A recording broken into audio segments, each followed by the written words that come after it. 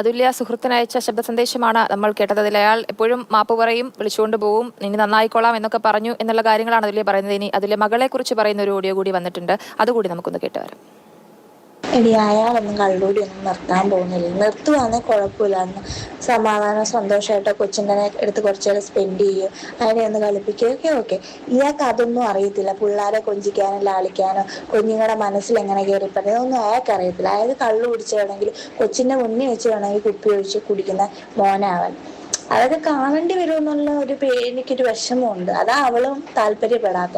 അല്ല കൊച്ചുങ്ങൾ അവിടെ നിൽക്കാനല്ല ആഗ്രഹിക്കത്തുള്ള അച്ഛൻ്റെ അമ്മയുടെ അടുത്ത്. അവർക്ക് ഇഷ്ടമല്ലാത്ത കേസ് ഇതുകൊണ്ടാണ്. പിന്നെ ഇയാളുടെ കുടിച്ചിട്ടുള്ള ഇയാളുടെ ദേഷ്യം അതൊക്കെ കൊണ്ടാവും. ഇപ്പൊ എന്തോ പറയാ, മനസ്സമാധാനം ഉണ്ടടി സത്യം. ഇപ്പൊ ഇവിടെ ആവുമ്പോൾ വലിയ ജോലിയും ഇല്ല. അവിടെ ചെല്ലുമ്പോൾ ഈ 4 നേരം മൃഷ്ടാനം ഭോജനം കൊടുക്കണം, രാവിലത്തെ ബ്രേക്ക്ഫാസ്റ്റ്, ഉച്ചക്കത്തെ കൊടുത്തു വിടല്, എനിക്കതൊക്കെ ഓർക്കുമ്പോൾ ദേഷ്യം വരുന്നു. ഒരു മനുഷ്യന് എന്നിട്ട് എല്ലാം ചെയ്തു കൊടുക്കാൻ പോട്ടെ, മനസ്സമാധാനം ഉണ്ടോ? അതുമില്ല.